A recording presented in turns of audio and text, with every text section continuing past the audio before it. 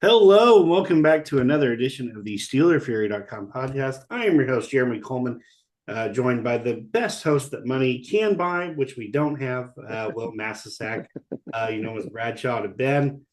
Uh, we come back to you Uh, after a week off here, as the Steelers were on a bye after a decent victory over the Giants. I think we'd all agree that we would have liked it to have been a little bit more decisive at the end, but this is your Pittsburgh Steelers at the end of the day, so nothing is truly ever in the books. It feels like, especially these last few years. But boy, it was nice to get a win. The final was 26-18.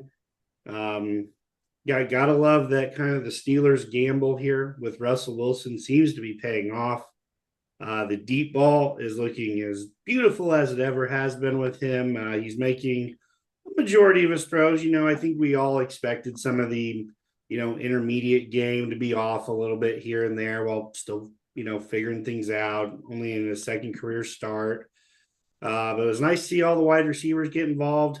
Hello, Calvin Austin. Welcome to the team in more than just a special teams capacity, even though that's where he kind of got things kicked off for the Steelers. So that was good to see. Will, well, you have any other impressions from this game? well, I mean, we can talk about everybody's been talking about the offensive explosion.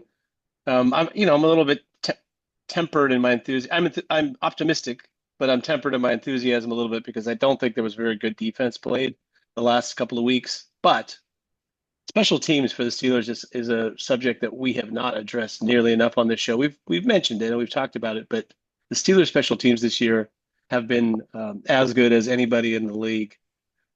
So, I mean, hats off to Danny Smith, but also just the guys that they have. It's not like they have like a real recognizable group. Like it's not necessarily the same core group of guys that we're used to seeing the last few years. And they've, of course, been nearly perfect on field goal team. Their kickoff and punt have been excellent, and their punt return just returned, something for a touchdown. The kick block aspect of what they've been doing is amazing. So I'm really impressed, and I think that bodes well for the future because, among other things, it bodes well for the future because those guys that are playing special teams, some of them will integrate their way into the team eventually. Yeah, it's funny. To begin the year, we were like, man, gone are the days of our traditional special teams guys. Miles Boykin was a really good gunner for us last year. They've effectively replaced him. They did bring James Pierre back, so it's not like they moved on from him or anything, but he's kind of picked up right where we always thought he was. He was an excellent special teamer from Miles Killebrew, our Pro Bowler, and special teams is back, obviously. But the biggest difference is Corliss Waitman. We signed with our big move this year was to go out and sign a punter on day one. To really make a difference. And I mean, if you're not a Steelers fan, you would just assume that it's been Johnson back there this whole time because Corliss Waitman has played pretty flawless football and done pretty much exactly what we wanted him to do. So you're right. Special teams has been a nice surprise, considering we all thought might take time for some of these newer players to get acclimated to being full, on the full time special teams block and everything. One other thing I'll build off on that Giants game, and you brought it up that I did want to bring up.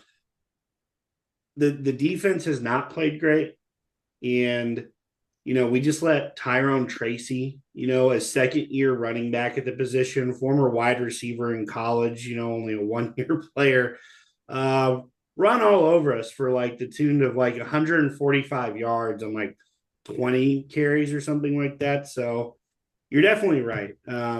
After that game, I came away thinking, boy, we could have a real issue when we get to good teams that really want to run the ball. We only have, a team called the Baltimore Ravens in our division that love to run the ball. And, they have an upgrade at running back this year in the name of King Henry. So we better start cleaning some things up or else this is all of a sudden it's going to be a team philosophy of, oh, can we keep up with other teams? And that's definitely not the type of ball that Mike Tomlin has been accustomed to playing.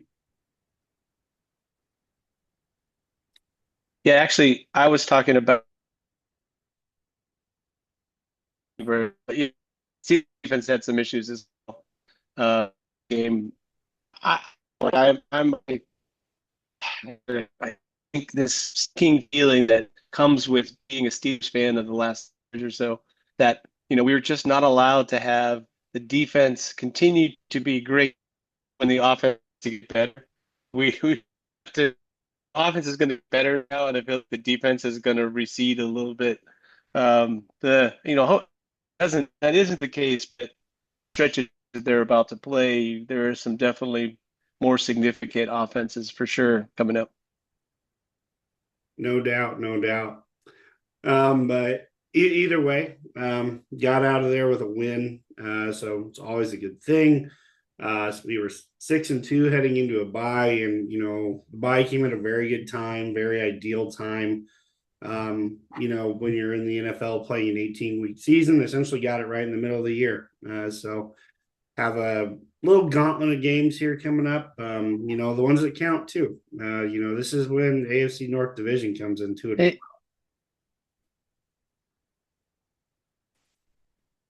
Maybe, hey Jeremy, maybe you pause for a minute and I leave and come back. Yeah, sorry. I had to check on the election results for a second. Oh gosh, yeah. By the way, just a quick aside about the election. Jeremy's home state is Indiana. I watched 4 hours of coverage. I didn't even hear that anything happened in Indiana, but I'm from Pennsylvania. That's my home state, and it was like 4 hours of Pennsylvania talk. So I was like, oh, I know that guy. I know the election supervisor. Like I recognize that place. I've been to that town. So like the whole election was like delivered to me and all Steelers fans pretty much everywhere. Anyway, you were saying about defense or the lack thereof, Jeremy. Yeah, it's not that great, that Tyrone Tracy just kind of ran all over us, second year running back at the position, mostly a college wide receiver until he transferred his last year to Purdue. I know Tracy very well. He's an Indianapolis kid. So he was actually a kid that, my Hoosiers were recruiting at the time, to try to bring to IU to play. So I kind of knew his game pretty well. I don't think any of us really saw him being a running back, especially out of high school, just because, was definitely a wide receiver in high school, but kind of fun to see his career kind of take off, but just not against my team. What the hell? Like, I don't want to see that. But no, It's I funny. kid, I kid. He doesn't really look like still very comfortable being a running back. He did not. I don't think he was so successful in that game because he's got great running back instincts. I think it was more like it was very well blocked, and he more like runs like a punt returner. So if you give him some space, he knows what to do with it. He's got that kind of punt return vision sort of thing. Mm-hmm. But yeah, it wasn't like he was running over guys or quick in the hole kind of a thing. It was just sort of like, man, he saw a hole, he hit it, and he's got the skills in the open field. But that was definitely disconcerting. Like I said, there are better offenses on the horizon, and the schedule in general just gets even whether it's offense or defense, or there's just better teams coming up the next 9. Yeah, well, and like you said, I think the biggest thing that was disconcerting was all the open field. We're supposed to be this, good to elite defense, and it's like it feels like when teams want to run on us that it seems like they can. So definitely something to be on the lookout for, because we're going to be playing running backs that have actually played it longer than a year. So. Do you I mean, I have the sense that, and this is a very off the cuff observation. It's not like I'm spent 3 days studying film on this, but my sense from watching them this year is that there are some things that Patrick Queen is good at, but I think that in general, the linebacker level, you have a Landon Roberts who's elite in terms of his run reads and fits and being able to just explode into where he thinks he's supposed to go. Mm-hmm. And since he's right most of the time, it looks very effective. The other two guys I think are, they're definitely going to be running scrape linebackers who more or less play the run laterally. But that's a position where it's really important that you trigger early, you make the right decision, the right read, and you trigger early, because if you hesitate or you're slow processing, you just can't get there. And I feel like that's the thing in Queen's game. People talked about that when he was in Baltimore. I remember this is probably before you were doing the show regularly. I remember FC talking about Patrick Queen with the Ravens and how, he could be, it was a liability in a certain way, even though he was a really good athlete and people were talking about him as a star player. So yeah, I think that's a place for sure. It's that will get you if you Peyton Wilson's strength is not necessarily his run read, fit ability. He's got the athletic part of it down, but he's not reading plays like Landon Roberts is reading them, and he can get caught up in the wash with blockers because he's late. And that was probably a big part of. I just keep seeing, Tyrone Tracy running with a linebacker reaching out to him and just not quite being able to get there. Yeah, I hear you. Definitely something, concerning there. Because, I mean, Dexter Lawrence was having his way pretty well, too. He was wrecking stuff in the middle. I know we kind of mentioned, him and Ryan McCollum matchup was going to be kind of telling of maybe how the night went. And there were definitely times where Dexter Lawrence was a one-man wrecking crew and making it very hard for us to do what we wanted to do. Honestly, Pittsburgh did not run the ball that well. I'd say they ran the ball effectively at times, because there were plenty of times where, it kind of looked like the old Steelers offense, under the Matt Canada days. Oh, I know we don't say that name around here. I'm sorry. But, of like the running back never getting a chance to get out of the backfield. It kind of felt like one of those types of nights, for I wouldn't say the majority of the game, because we did run the ball okay, but it just definitely kind of felt like we got transported back to those days for a second. And that's a time that none of us want to go back to. So it's like Halloween was last week, okay? I think if you're a masochist and you just love pain and self-inflicted pain, then you long for the Matt Canada days, honestly. Oof, but oof. yeah. So there's probably somebody, it's the expression of there's a lid for every pot, Jeremy. A lid for every pot. Well, let's turn the page on the Giants game. It was nice to come into the bye week here. It was a good week to get healthy, as we've got some key Steelers coming back. Zach Frazier looks like he's coming out of the he's practicing. Looks like he's ready. So it'll be nice to get him back. It also sounds like Cam Sutton is going to be starting to be active part of this team. So he might see some time in the secondary. I'm sorry, I had a little technical glitch. I lost all of your answer except for time in the secondary. Gotcha. I was saying, the bye week was a good week to get healthy for the Steelers. It looks like Zach Frazier is back practicing, which is a big deal. So Corey Trice, that's who you were talking about. No, Cam Sutton, actually. Cam Sutton. Sorry. Nice try. Two guys coming back. Yeah. Yeah. So Cam Sutton, will be off the 8-game suspension that he got, that was handed down from the league for his little domestic violence crap that happened over the what's funny about Cam Sutton is he, it's like, which Cam Sutton are we going to get? He was True. Much like Mike Williams, who I'm sure we're going to talk about, the new addition on the wide, on the offensive side. These are cats that were like 3 years ago were great, and then last couple of years have not been very good. So yes, the hope is they get with a new team, and at least for a while they'll have some energy and new, freshness. The thing with Sutton is, ironically, is that he was not physical enough when he played with the Lions, which considering what he got arrested for, maybe there's a little bit more of that back in his game. I have to make a joke because I'll be honest with you, I find it a little bit. Generally I'm kind of like, hey, we root for the football players on the field, and we don't need to love them as human beings off the field. But yeah, it's a little bit hard to be like super supportive. My objective take, setting aside all the personal stuff and off the field stuff, is I hope that Cam Sutton is not inserted in Beanie Bishop's role. I think Bishop has actually played pretty well, and Beanie Bishop, as I said before the season, a very experienced college player. So yeah, there are some limitations to his game, and he's going to have to still learn the ways of this defense in the NFL and the guys playing next to him. But I think Sutton is sort of a better fit for being like that sixth defensive back coming in. And it also puts a little less pressure on him where he doesn't have to be a starting outside corner right now. Yeah, I'd have to agree. Beanie Bishop was the NFL Defensive Rookie of the Month. I mean, let's face it. I know, two of his interceptions out of the three that he got, were off deflections and stuff. But at the end of the day, you still have to make plays, and he has been making them.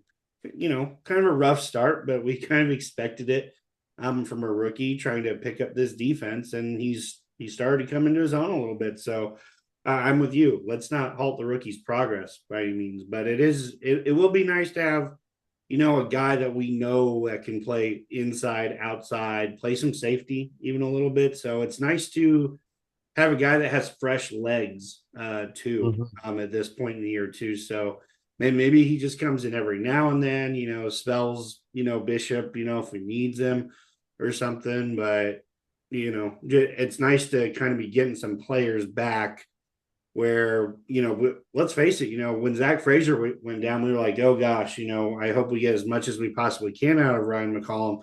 We have, we got two victories with him. So this team is, weathered some injury bugs. So, I think you did. McCollum did exactly what you hope for a substitute starter to do, which is, hold the fort, show what you can do for a couple of games. Yes, we realize that the longer you stay in there, your performance is going to deteriorate, and it's probably not going to be as pretty. But as a short-term fill-in, that's exactly what you're supposed to do. I thought that he played pretty well. Even Dexter Lawrence wrecks everybody, so I don't think you can really use that as an example of whether somebody was good or bad in the interior line. He's a problem, man. That's like playing Chris Jones, it's like everyone's gonna look pretty bad. TJ Watt, every right tackle in the league looks terrible. Anyway, I mean, I'm interested to see where they go with it. Coming off the bye week, it's the Steelers traditionally have whatever they've made in season changes, they've pretty much only done it after the bye week. So I'm curious to see things like will they get a little bit more creative on defense, because they pretty much played what I'll call stock defenses. They haven't done a lot of like tomfoolery. They haven't done a lot of blitzing of the interior linebackers. The fact they've not done a lot of blitzing at all. So someone like Sutton, one thing that he's been pretty good at in his career is a corner blitz. So maybe there'll be a couple of wrinkles added into the mix that will sort of help things, but hard to say. But I'm really, despite the fact that it's like a murderer's row of games coming up, it is pretty interesting to see. Even if you feel a little optimistic, it's like, oh, maybe we're going to find out that this team is a good team over the course of the next few weeks. Yeah, well, you're definitely right about the murderer's row schedule coming up here. We'll talk about our upcoming game against the Washington Commanders and rookie quarterback sensation Jayden Daniels. But before we get there, I don't know if you knew this, but there was some other big things that were happening yesterday outside of the election. And I'm not talking about the first college football playoff poll either. I had to do a plug there. Just saying that Indiana is is in the first ever college football playoff projections for the expanded 12 playoff is just a nice little tote there. So they don't get enough respect. They don't get enough respect, Jeremy. They don't. The way everyone else says it is if it was any other logo up there, like from any other big school, we'd be like ranked number 2 in the nation. But that's fine. Keep doubting us. Yeah. You stack them up, we'll knock them down. Well, they play Ohio State, right? So, yeah, play Ohio State in like 3 in Columbus. So, yeah.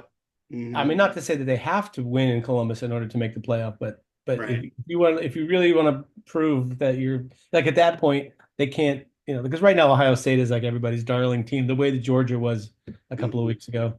So for the moment, you got to overcome that, logo. Anyway, Right. yes, But there was one other big thing, big yeah. Tuesday. The NFL trade deadline came and went, and your Pittsburgh Steelers added a few players. The first guy off the proverbial new bus into town was Mike Williams. Team traded a conditional 5th-round pick, if I'm correct, for Mike Williams off the New York Jets.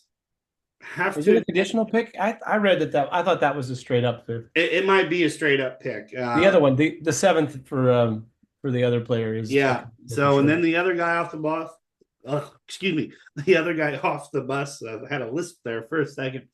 Was Preston Smith. Reached out and acquired him from the Packers.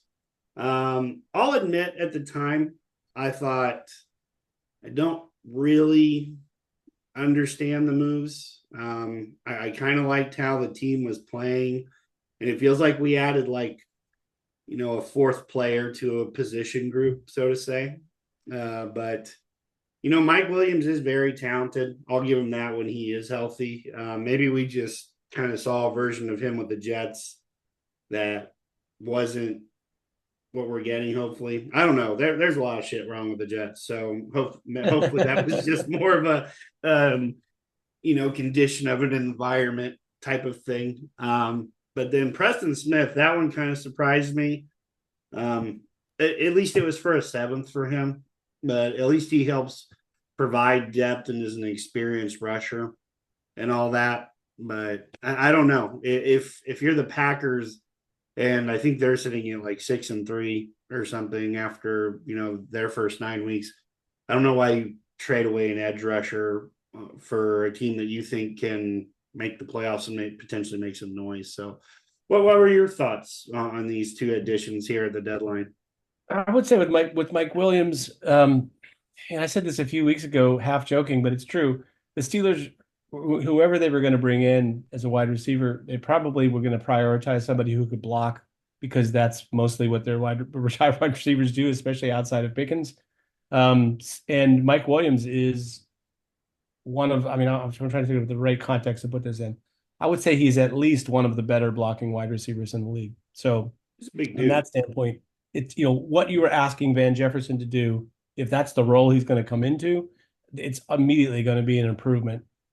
So he's a cat he actually had some success with the Chargers. I'm not sure he was ever in San Diego, but he had some success there,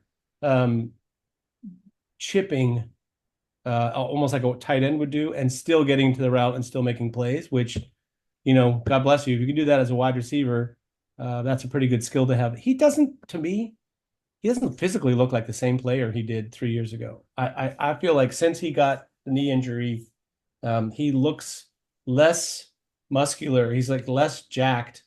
And maybe it's, just a function of however they were outfitting him, in New York compared to out west. But he doesn't look out west. He looked like a bigger receiver who showed all these jump ball skills and whatever.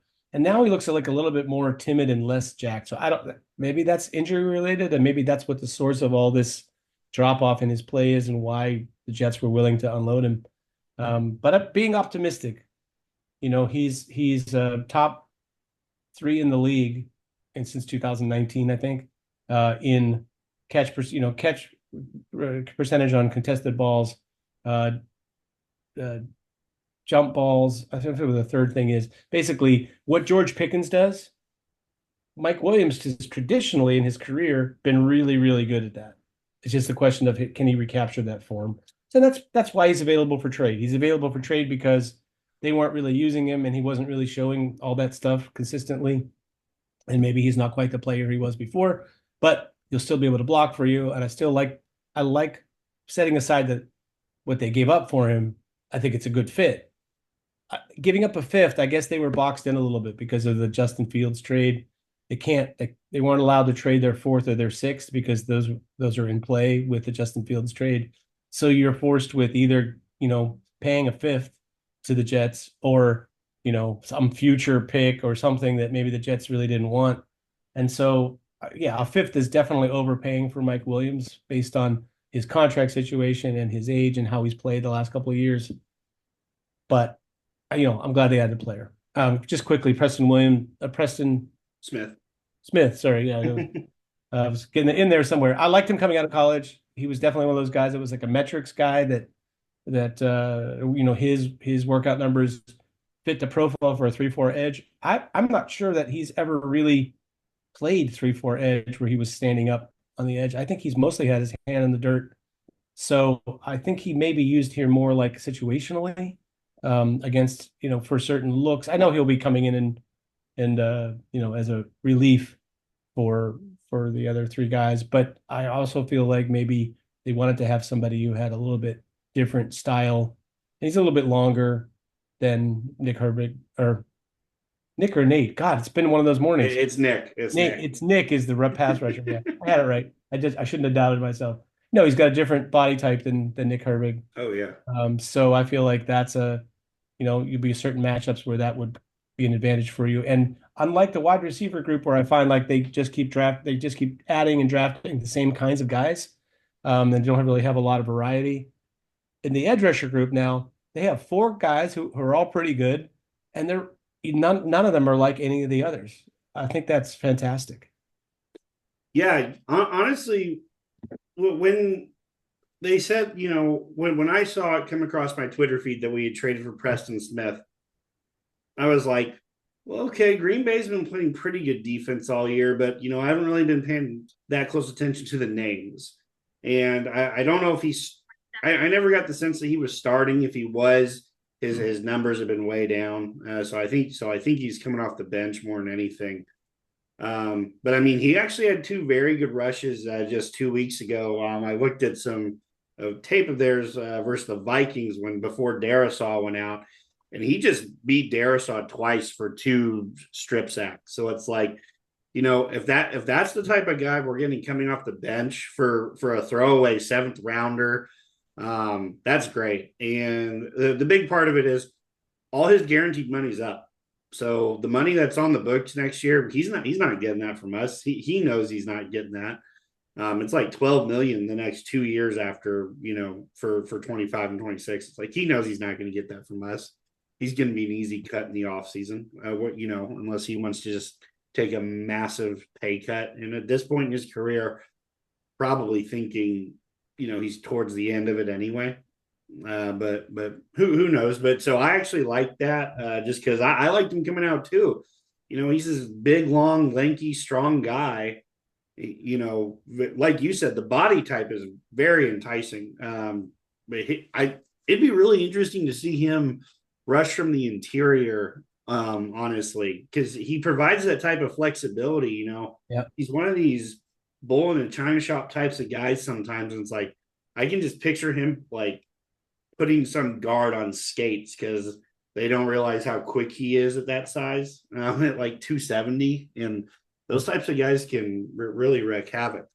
I guess like you said, the big thing for me with Mike Williams is I feel like we overpaid for him, and we kind of boxed into a hole. It was reported that we did reach out to the Giants and inquired about Darius Slayton.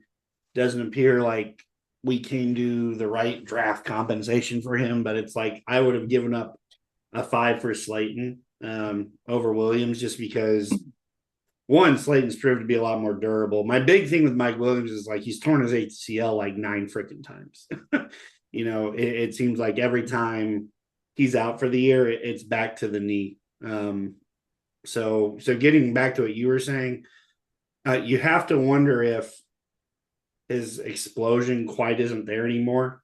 So maybe he kind of dropped weight in order to try to get some quickness back this game. Because like you said, with the Chargers, and I mean, you go look at his Chargers film, you're thinking, yeah, that's the 1st round wide receiver that they drafted him to be, for the Chargers. But I've always maintained or whatever, I do not like wide receivers with knee injuries. And I understand the game is much different today from a medical perspective and what you can get back compared to what it was even 10 years ago.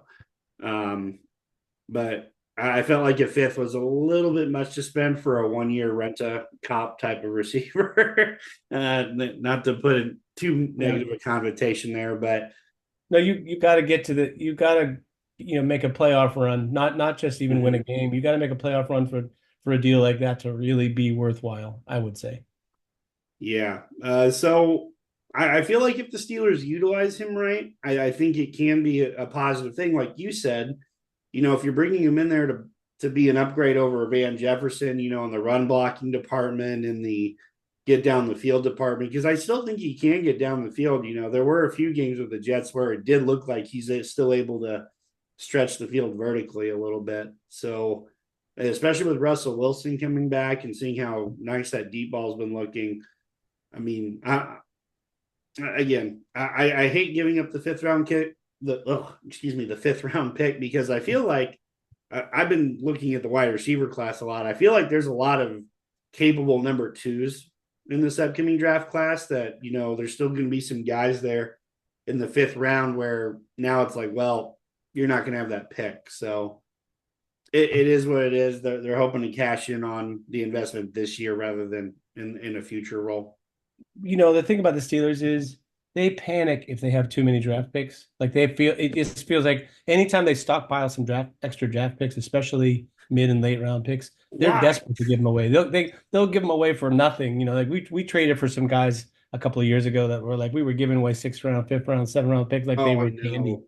And here's what they have. Here's what this trade has the effect of getting. If Justin Fields doesn't play 50% or more of the snaps, and even if you have to give the 7th round, the conditional 7th round for Preston, then they're left with a first, a second, a third, a fourth, a fifth, a sixth, and 2 7ths. So they still have an extra pick that I'm sure they're going to be desperate to unload before the year is over. But yeah, it feels like they just saw all that we have extra picks and we're trying to win right now. Who cares about extra picks in the future? We're just going to give them away. So so that's one way to look at that 5th round pick is they had an extra 5th round pick that was burning a hole in their pocket. Yeah, damn that 5th round pick. They really do seem to be nervous about having too many picks. It's funny. Gosh, I know, and that pains us to our souls. Being the draftnik people that we are. Where we really like to dig deep into, a draft class and be like, no, I've got like 17 different receivers I think can be, a decent number 2 that could be there on day 3 and stuff like that. But you're right. They definitely don't seem to be that go down a rabbit hole type of team when it comes to draft picks. It's like, God forbid we work too hard for two or 3 days in April. Although I think this could be a little bit of an interesting shift for the mid and late round picks because they tend to pick special teams guys. That is true. Going to make the team. And since special teams has been so good, maybe they might actually use some mid to late round picks like that. Picking up McCormick last year was A, unexpected, and B, much more fit the profile of what you and I are talking about right now, which is you've got a chance to pick a guy that's got great value, not just because someone else said he was good, but because guy can play and is just pushed down because of where he played football. Having more of those picks, I think, is the way successful NFL teams build, rather than just picking the best guys from Ohio State and Alabama and whatever. Yeah, I mean, just ask San Fran how it's gone for them the last few years. I mean, they've been in the NFC Championship game like 4 out of the last 5 years, and it's because their strategy is we're going to accumulate picks and we're going to take guys that fit what we do. I mean, this year they did that with one of their conditional 3rd round picks. They took Dominic Puny, the offensive lineman out of Kansas, and their starting right guard like went down early in the year and they thought, oh shoot, we're going to have to play Puny earlier than we thought. He hasn't moved since and he won't be. He's been a massive upgrade at right guard or I think it's right guard. I can't remember, but he was playing lights out for them. He was not the problem that San Fran's been dealing with. So it's just like that's just one of the classic examples of how San Fran has used their extra picks. I mean, they draft running backs that always fit their scheme. Isaac Guerrero, who was on the Pittsburgh Steelers radar this past year as a guy that they might take. He's looked really good the last few games. Good fit. Him. So I'm with you. I'm always on board for more draft picks. But it is what it is. It's not meant to be, man. We have to be fans of a different team. Yeah, what? Man. But so with that, the Steelers definitely added to the roster a little bit heading into this weekend against the Commanders. Funny enough, Preston Smith will be playing against his former team, as that's where he came from in Green Bay. But it'll be interesting here because so one other quick thought. I know the Steelers reached out to the Giants, and you can walk me off my own little ledge here if you think this would have been too much. But after this last game, I think I would have offered 2 first-round picks for Dexter Lawrence and seeing if they would have bid.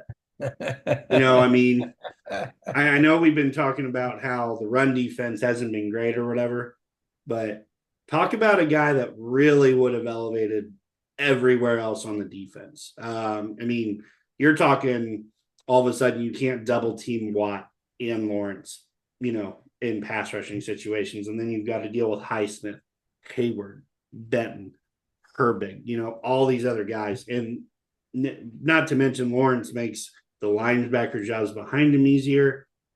I ever felt like if there was a time to maybe swing for like a true Pro Bowl type of player would have been this time around, because the Giants aren't going anywhere. They're 2-6. They're not making a run. I mean, shoot, Dayball could be coaching for his job this weekend, but we're going to get to that game here in a little bit, as it's one of the games I want to pick. But that would have been one guy I might have just swung for the fences for, just to see if you would have gotten the Giants to even think about it.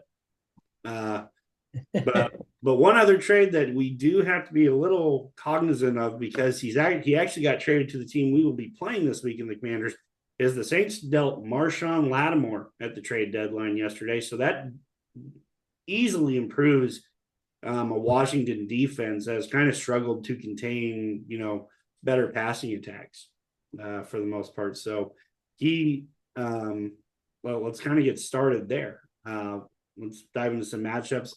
Marshawn Lattimore, I know he doesn't exactly know the defense walking in, but he's definitely better than any corner that Washington had prior to that, to put on George Pickens. So it'll be, I think that matchup will be interesting, and especially with the passing game kind of taking off here.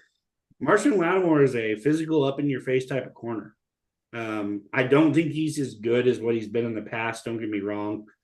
But I mean, you look at all the games he's played against Mike Evans in his career, it's definitely a back and forth matchup when you get a guy like that on the line. So that's the matchup I'll be interested to see from a wide receiver perspective against, the Commanders secondary to see if, that'll just make things more difficult initially than I thought we were going to have to face coming into this weekend.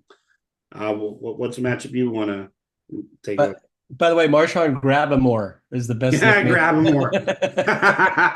Nice. I like that. I'm going to start using that. I mean, think about the Lattimore Pickens matchup is it pretty much depends on which officiating crew you get. Mm-hmm. If you get a crew that's going to let them think about Pickens is he's not going to get a lot of defensive holding calls because he's such a hand fighter. He uses the hand fighting himself. So generally, when both guys are doing it, they don't call much. So if you get a crew where, they're really call that stuff ticky-tack, then I think a guy like Lattimore might struggle more with Pickens. Mm-hmm. So, but I feel like you said his experience playing a guy like Mike Evans, who's not exactly George Pickens, but they're in the ballpark, right? So that's an interesting thing. I think Jazon Newton, defensive tackle for the Commanders, has been playing at an all-pro level, basically. So you go from the fire to the frying pan, from Dexter Lawrence to Newton in the middle, and they're different. Lawrence is like a house that is on wheels and can just roll over you, whereas Newton is more, he's super strong and quick. That kind of combination. I feel like those guys, the classic 3-tech sort of NFL type are that's like a different beast. Guys who are generally good at blocking the Dexter Lawrences of the world, and Vita Vea or whatever, like they're not as good at blocking the Newtons of the world. So I feel like that's a tough task for an interior line to go, some guys will be good at that and some guys won't be as good. So that's a test anyway for the Steelers. Hopefully getting Zach Frazier back sounds like he's going to start again. I actually think Sam Allo has been, as you might expect coming off an injury, hasn't really been the player that he seemed to be last year. So I'm a little bit concerned about that. Sam Allo against Newton, I feel like will be sort of a tough matchup and something to watch. Yeah, it's funny you mentioned Jerzon Newton. If you would have talked about him 2 years ago, he was a bona fide can't miss first round defensive tackle. I still don't know how he fell to the second round. It was insanity is what it was. He was my top rated defensive player in the draft that year. Yeah. He just kept going down, and I was just like, man, I wouldn't mind if Pittsburgh traded up for him. Like, Yeah. I know that would have sacrificed Zach Frazier probably, this draft. So it's not like we could really afford to do that. But boy, the fact that the Commanders just kind of stood put for the most part and got arguably the best defensive player in the draft, just crazy. It's just crazy. Well, they drafted well. Look at their overall roster, what they're doing this year. Yeah. They have benefited greatly from their drafting. Yeah, absolutely. The matchup I all want to highlight here is, and it's funny since we talked about Preston Smith already, but I feel like the Steelers outside edge rushers could have a pretty successful day. Offensive lines have been good, don't get me wrong, but not exactly a lot of household names there. They're starting Andrew Wiley at right tackle. That could be a long day. I think we kind of saw last week actually when, or 2 weeks ago. I don't think Commanders played they definitely played this week. Yeah, they did. But it was 2 weeks ago. You saw what the Bears were kind of able to do to that offense, and they were definitely making things tough on Jayden Daniels. I know he's still kind of dealing with rib injury. Came in and played, well this past week. I can't remember who they played. I do remember because I have Terry McLaurin on fantasy, and he helped me out greatly on the only team that I won with that week. Yeah, the last three games, I believe they played Chicago, the Ravens, and I really can't remember who they played. God, I'm sorry. Now we're horrible. I know, ladies and gentlemen. It's early in the morning after staying up late following the election, so it's like I'm like barely awake right now, but we're gonna figure it out. Yeah, but they were definitely favored, pretty well this past weekend. I don't think many teams thought it was going to be much of a game, so I could be wrong there. But anyway, they're starting Brandon Kohlman, who's a guard. Well, I think, don't get me wrong, I think he played some tackle at TCU, but we all kind of thought his best position might be good. I actually like him as a tackle. I thought I thought he was great as a tackle. There was immediately in the draft process, they were like, well, he'll bump inside the guard. And I was like, I don't know.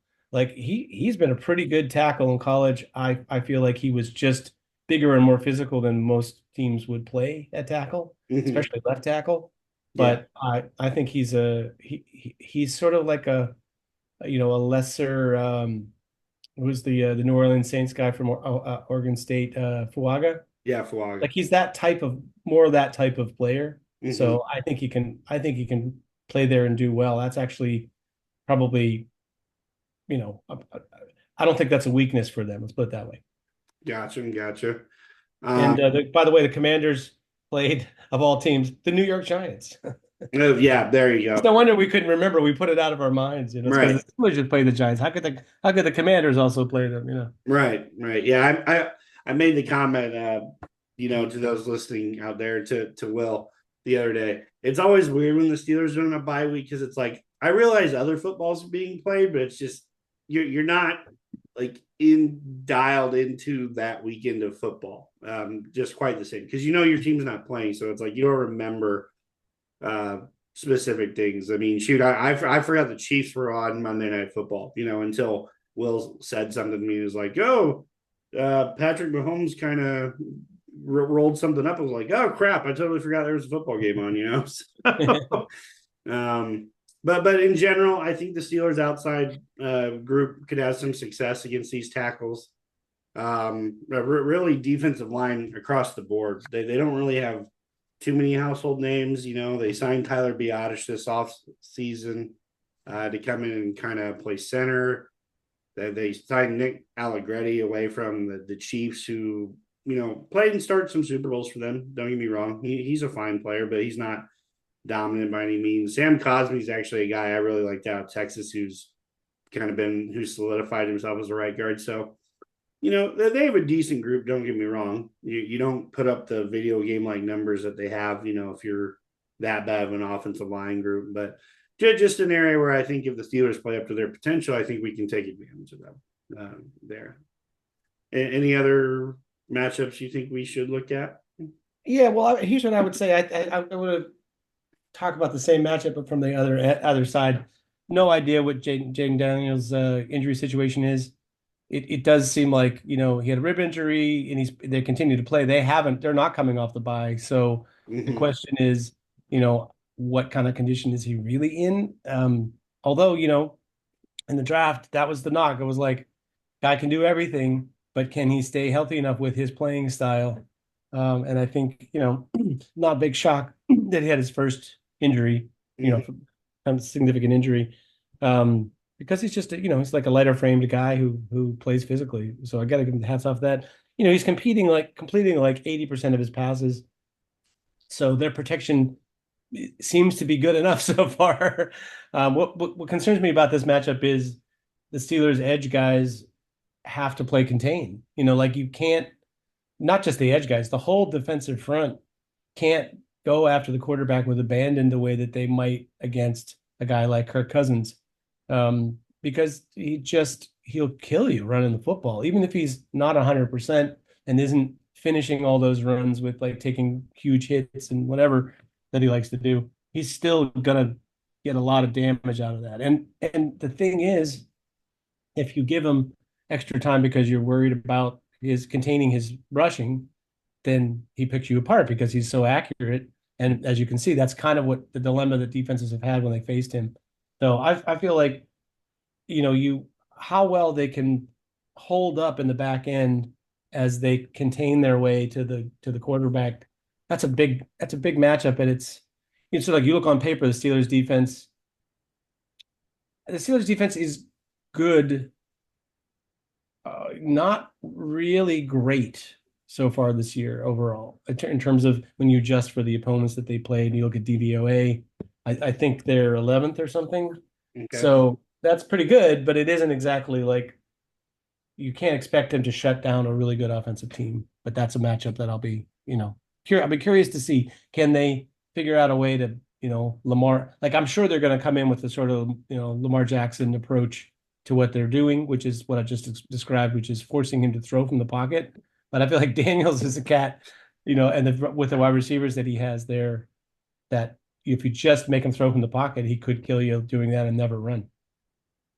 Yeah. I'm glad you brought up Daniels, because obviously, he's a big reason why the Commanders have been so amazing. He's played sensational, for a rookie quarterback. I mean, personally, this isn't really a hindsight statement. I like Daniels more than I did Caleb Williams. I really did. And I liked him better because he played in the SEC. He did it at a high level for a few years, as where, Caleb Williams last year of tape did not look good. So, I thought level of competition was better and stuff. But the thing about Daniels is he is a much better passer, honestly, than what, Lamar Jackson is much earlier in his career too. So I think that's the big concern. And while he doesn't have any, Terry McLaurin is obviously his most talented receiver. He's got some nice other weapons that complement that group. Olamide Zacchaeus has been around the league, and he's made his mark for Atlanta and a few other teams. Luke McCaffrey keeps coming on week by week, out of Rice, rookie this year. Noah Brown he's the guy who cut the big Hail Mary, a few weeks ago. So, and Diami Brown, kid out of North Carolina from a few years ago, doesn't have like a ton of elite athletes in that group outside of McLaurin, but boy, they have been very dependable for him. Kind of a big do-it-all type of group at tight end too. Zach Ertz kind of on towards the end of his career. They spent a second-round pick on Ben Sinnott, who's a very athletic kid. So they've got some weapons. So I expect them to challenge us to a degree. So it'll be interesting to see how we do that. But getting back to Jayden Daniels, you would think this have to be the week where we definitely only rush 4 and then probably have Patrick Queen or Peyton Wilson on spy duty a lot, because at least those are the type of athletes at linebacker that can at least keep up with him.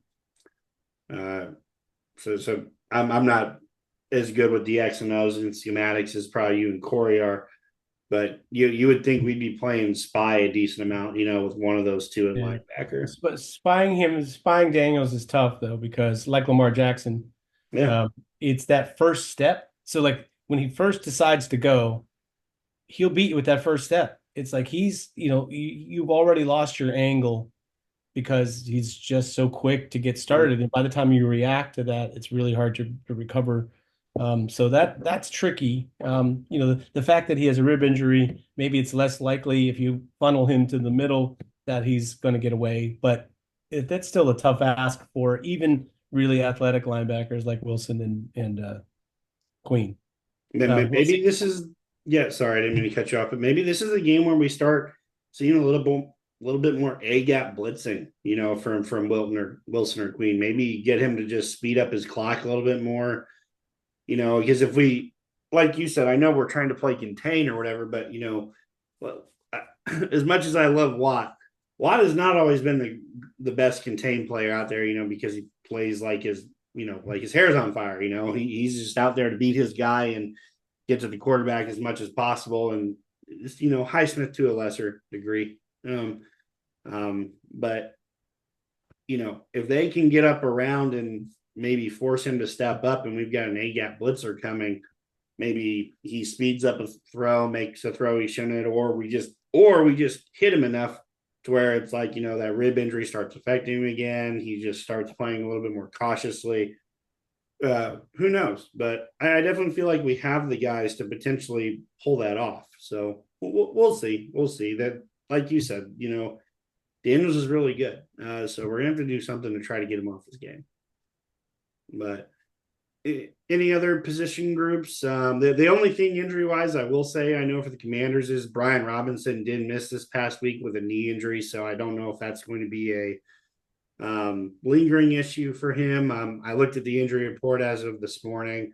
Nothing has really been published out there for the week 10 result group yet, because it's only, after all, it is only Wednesday, and Tuesday is more of a walkthrough type of day anyway, early in the week. So I will say, if we have to play Austin Eckler, our linebackers will have to be ready for him in the passing game. That's still where he excels. And he's still a very hard runner, don't get me wrong, but that's where he did a ton of damage, in his career with the Chargers. So got to be ready for him too. So it sounds like our inside linebacker group is going to have a lot on their plates this week. I mean, in a way, I'd rather, for the Steelers, considering the Steelers' talent, their personnel, I think I'd rather them face Robinson than actually. I feel like Robinson is a more one-dimensional kind of player. Yeah, he's a player that their Steelers linebackers can cover in the flats, and more or less what he's going to do on running the football. He's very physical, but he's not necessarily going to gash you a lot. He's more like a Najee Harris scheme of things, right? So that if he's actually either out or at least injured to the point where they work him in, or they play him a little less, lean on him a little bit less. I always felt like their offense was better when they didn't lean on him as much early in the game. He's like And I feel the same way about Harris. It's like, Harris is a finisher. Once you've worn out the other team or whatever, I feel like is obviously been a pretty good tool for him in his career. But it's that, the over reliance on it early. I'm not sure that, if I'm the Commanders, I'm not sure that I'm thinking that's the path to victory against the Steelers defense. Gotcha. Well, there are some other games that are happening around the NFL in Week 10. Okay. It's not just a Pittsburgh Steeler world after all. Do have some fun games here. Mainly, there's another big game happening in the AFC North this week. Cincinnati Bengals are headed to Baltimore. Baltimore is favored by 6.5. But you remember this game just from a few weeks ago? This was a overtime, slug it out, big time offensive type of game. So I expect a lot of the same. I'll start off on this one. I do like Baltimore at home. Getting 6.5 is a lot, though. I feel like this is an offensive shootout type of game. And honestly, the Bengals have been playing much better recently, too. Joe Burrow has really been clicking. I know they haven't exactly played a murderer's row type of schedule here recently, but he is on fire. He's finding guys that are open. His numbers are through the roof. I think he threw 5 touchdown passes either this week or last. Yep. On top of the Baltimore game, from a few weeks ago. So he's playing incredibly well, and that team is very dangerous when Joe Burrow is playing well. It'll be interesting to see if T. Higgins is back for this game. I know he missed this past game. But if he is, I think this will be very close, but I don't like Baltimore to cover. I think this will be a field goal, whoever has the ball at the end of the game type of thing. So I like Baltimore, but not to cover the 6.5. Did Baltimore do anything at the trade deadline to improve their defense? I'm not sure they did. Real quick, but I don't remember anything really coming across the board because that seemed to be like the big popular thing was that, Baltimore was going to get some defenders here at the trade deadline. Nope. Yeah. I mean, their defense overall hasn't been terrible. They have an average defense. It's just that their offense is like, the best offense in the league right now. So it's like, of course, their defense is the weak link. Just a question of how weak. And I think their pass defense has been much more of an issue than run. Let me interject there because they did trade for Tre'Davious White so they did make a move there. Yeah, big difference. I mean, they just needed some kind of an upgrade. They were really, really shy in the secondary. I feel like it's an extremely tough game to pick a winner, let alone the spread. If Baltimore's secondary or their pass defense is not dramatically improved from what it was, you just have to feel like Joe Burrow and the Bengals would just, be able to move the ball at will in this game. So I do think a high scoring game is probably in order.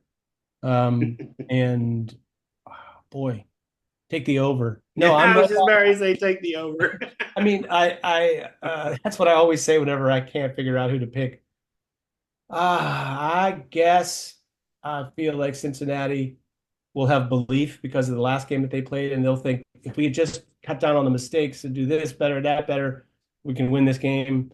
I feel like they need it a little bit more than the Ravens need it, but division games, hard to say. I'll take the Bengals in a close game, probably an upset. I really think the Bengals are better than Baltimore? No.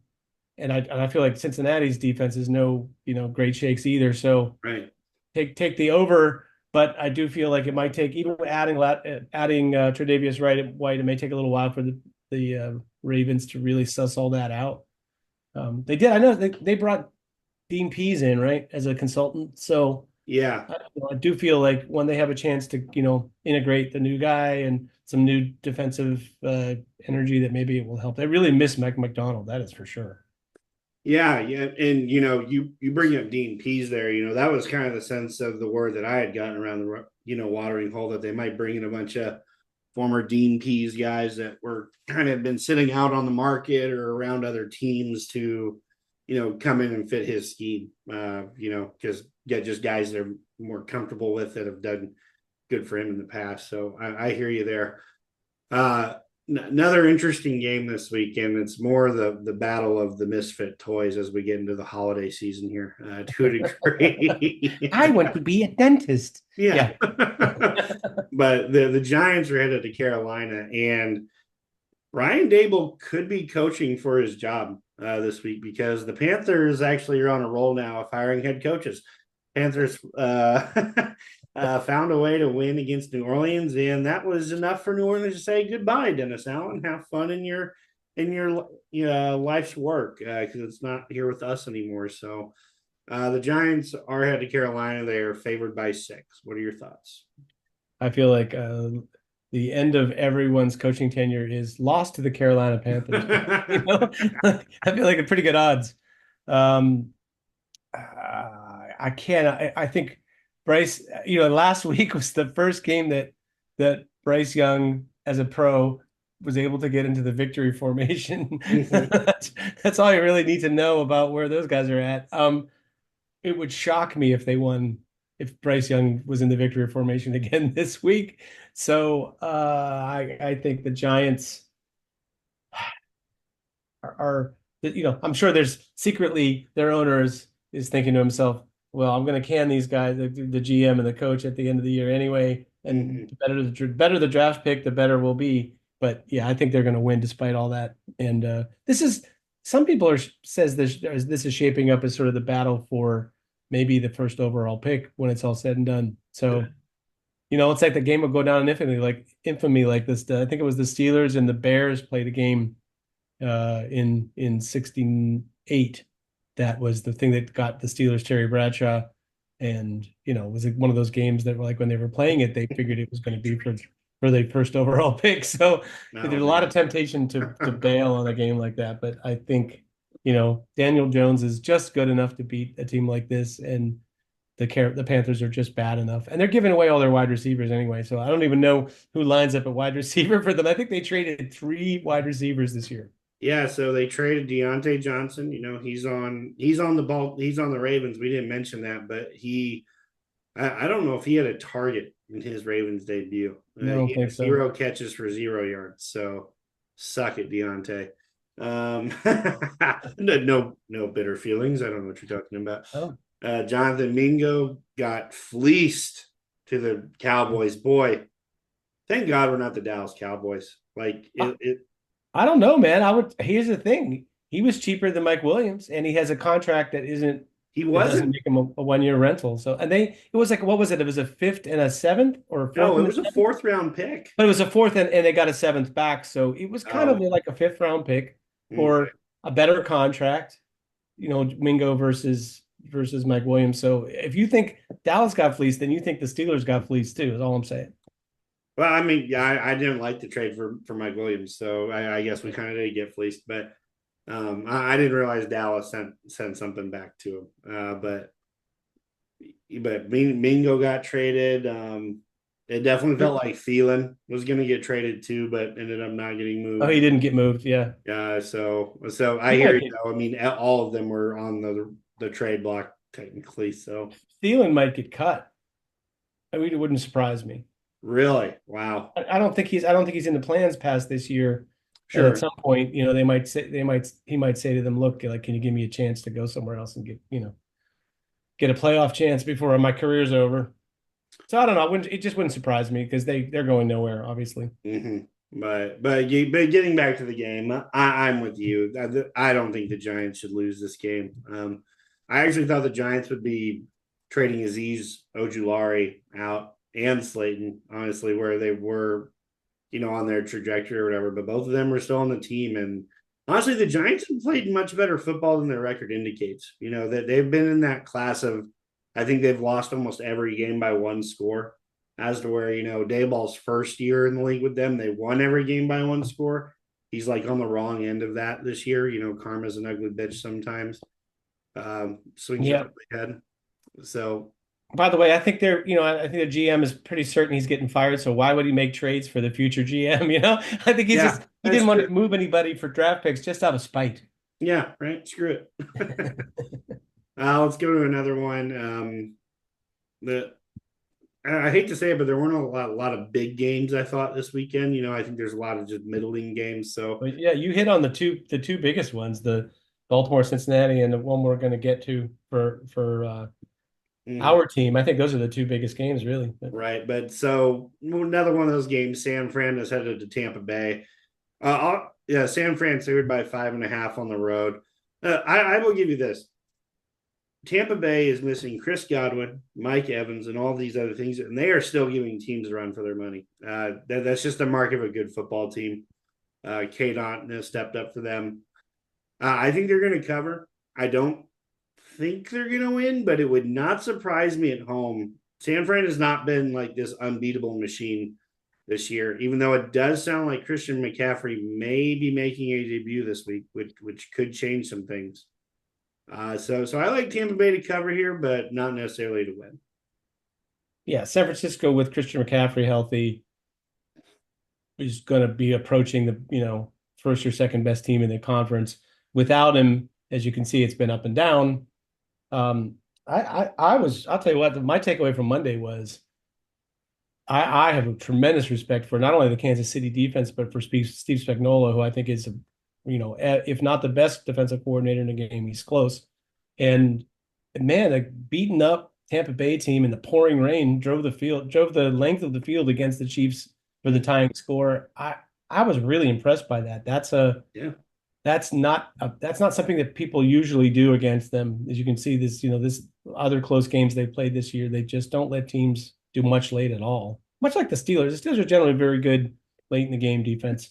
So at any rate, I feel like it's a tough matchup for Tampa just based on their injury situation and the fact that the 49ers are getting healthier and probably at this point, playing a little better. So I'll make it a very close game. I agree with you about the covering, the spread, but I feel like the 49ers are probably, I can't imagine them, as Corey would say, I can't imagine San Francisco as a 4-5 team.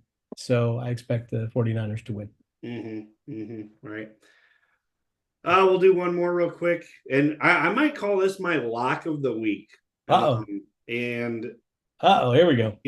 And it's because the team that they're going to has just not been playing inspiring football. And they came off rather embarrassing loss of this last week. But the Detroit Lions are headed to Houston to take on the Texans.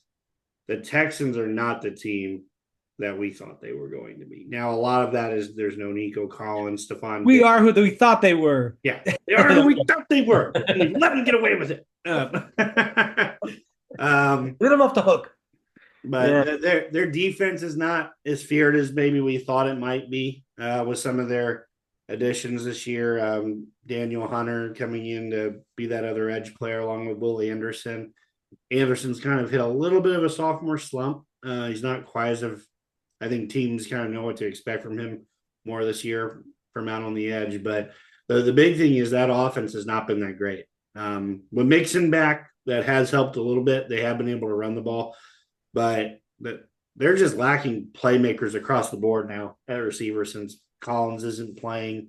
It does sound like he is practicing this week, but his window is not quite there yet from what I've read so far.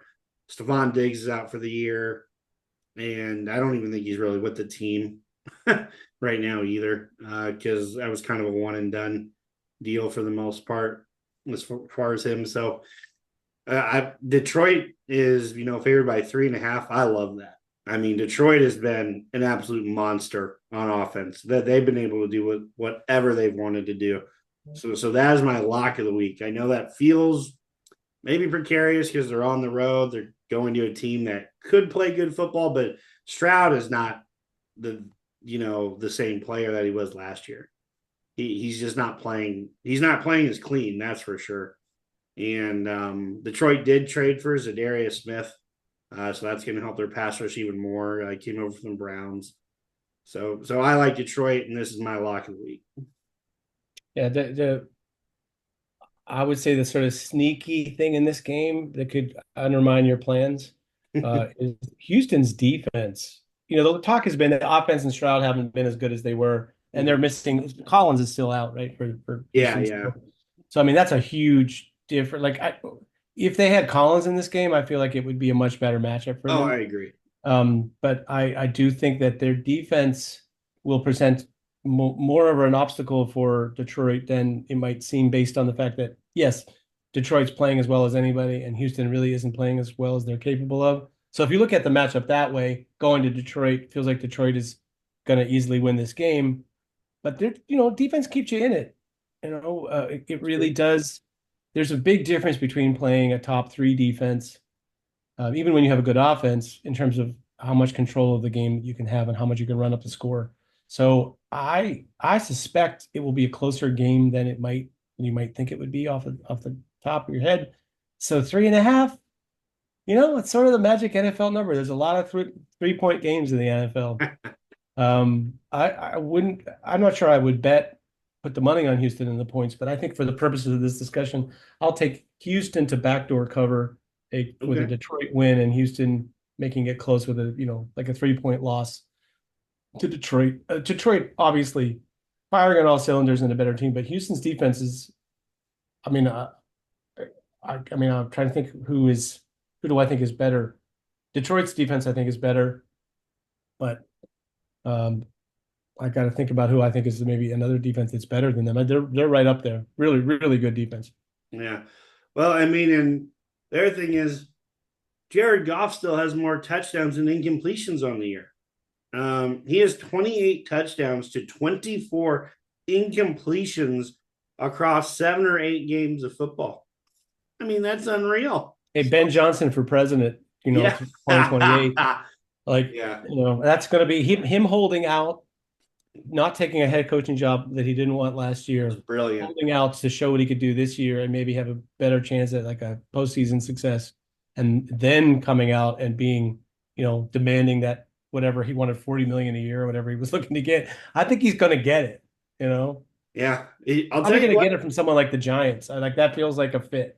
So yeah, I'll tell you what though, it would have been really interesting to see Ben Johnson in Washington with the chance to draft Jayden Daniels. But like you said, he looks like a genius because the offense is playing unreal. So he's. I think Jared Goff. Let's put it this way: I think Jared Goff is maybe the 11th best quarterback in the league, 12th. Like he's a good quarterback, but he's making him look like all world right now, which is I think a function of a really good offensive line and a good coordinator to go along with a good quarterback. You put all that together, man. That's going to be a tough nut for somebody to crack. They will at worst be a very tough out. Yeah, I mean, I think Detroit probably is the best offensive line in the league. Don't get me wrong. There's a few other teams that up there. By the way, I realize Minnesota. There's a defense. Minnesota, Detroit, and Houston, I think, are maybe the best 3 defenses in the league. So just because I was trying to remember somebody that was better.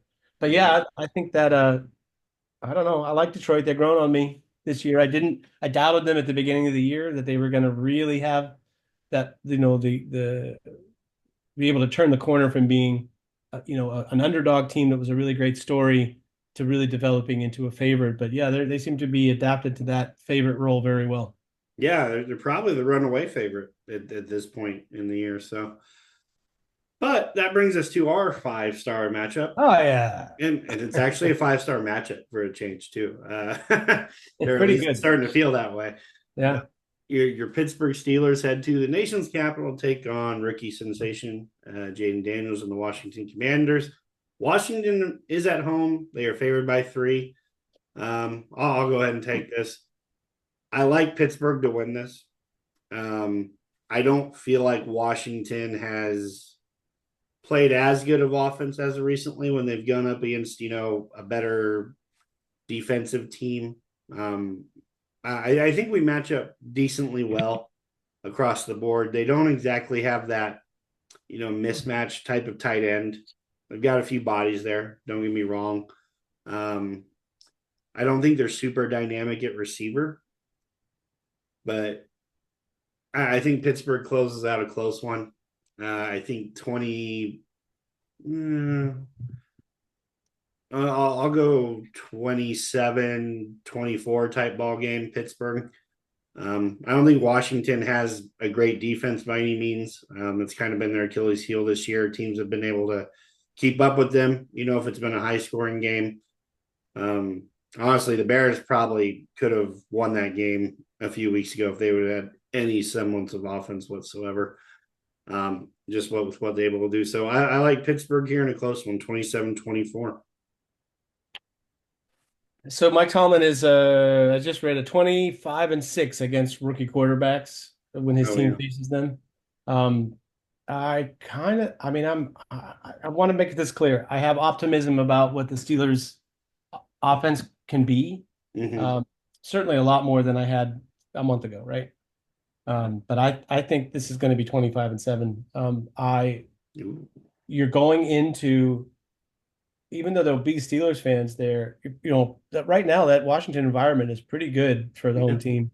And also the thing to me, what can beat the Steelers defense? This is a like a talking point I have all the time, and I've said it probably 3 or 4 times this year. It's like, if you can find some way to slow down the Steelers' edge rush, if you have an accurate quarterback who can make quick decisions from the pocket and be accurate downfield, and you have the ability, not necessarily, you don't want to run it too much and slow down the game, but you have the ability to at least run against the Steelers. I feel like that's a combination that they've struggled with, right? You mentioned tight end or whatever, but to me, it's like, can you attack the middle of the field? Do you have a quarterback who's elite slash, very accurate in the middle of the field? And can you do something to lessen the pass rush, the edge rush? And to me, you immediately lessen the edge rush by having a quarterback like Jayden Daniels, who's a threat to not just run, but to, spectacular runs, to kill you with the runs. So that right away, I think, makes the pass rush for the Steelers probably a little less dynamic than it might be against a different team. I feel like this is going to be an offensive explosion early. So the early drives, if you get one of those DraftKings, where you get to like bet the over for the first quarter or first 2 quarters or first half, it's a day like that. I think both defenses will be sort of like hit with shock and awe early in the game, and then it might settle a little bit more into like a more classic game. But yeah, almost the Commanders, the Commandos at home. I mean, I would say arguably right now they're a better team than the Steelers overall. And at home, I will take them with the same exact score, but the other way, 27-24 Commanders over the Steelers. I feel like it's going to be a great game, and it could very well be that what the Steelers showed against, the last 2 opponents who were not as good might, lead you to believe they can explode for 40 points or whatever in this game. Not impossible. It's not impossible the Steelers could score 40 points there. I said it. But yeah, I feel like the problem with that equation is, in order to do that, you have to shut down the other team's offense, really, and that's where the rub is.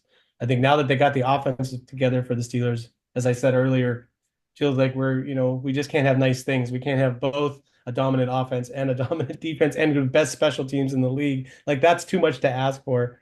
So I kind of feel like the defense takes a little step back. Gotcha. I guess I'm just still riding off the high of, 2 over 30 point, 230 burgers, back to back. And then coming off the bye. To play the Giants and the Jets every week, that would be so awesome. Sure. Good point. But I mean, maybe it isn't that. Maybe, maybe they're just, the Steelers offense is just that ready on the verge of putting something historic together. I'm not being sarcastic. Like, can't rule it out. Since Russell Wilson has come in, it's like Najee Harris suddenly has room to roam and is plowing guys, and they suddenly are able to throw to Calvin Austin. And there's a lot of things to like about their game that they've shown, but I need to see that against, not only a better opponent, but in a tighter game, in a game against an opponent that can, you feel like can really beat you. I don't think they had for a second thought the Giants at any point before, during, or after the game were going to beat them. They could line up 10 times against the Giants and the Giants are not winning. So the Commanders is a different story. It's at least a toss-up game.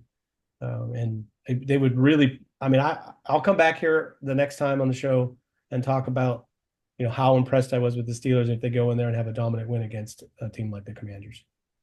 Yeah, well, like you said, step one, stop Jayden Daniels. If you can do that, you probably have a good chance of winning. Well, thank you for joining us here for another episode here at the SteelerFury.com podcast. I'm your host, Jeremy Kohlman. You know me as Smith is Smoking on the Mess Sports, joined by Will Masisak, you know as Bradshaw to Ben. Last time we went to Landover, I think we ended up doing pretty well. We either did pretty well or it was the game that we ended our 11-0 run. So that one was at home, right? Against Oh, you're right. That was at home. Good. I think maybe it wasn't. That year was so weird. You couldn't tell where you were playing because there was no fans anywhere. But yeah, that game sticks at me. That was not a good Steelers performance that day. So hopefully better than that day, and we have something good to talk about. Right. So, all right, Steeler fans, here we go. Hopefully we get out of Landover with a win. Not a presidential win, but a win. Here we go, Steelers.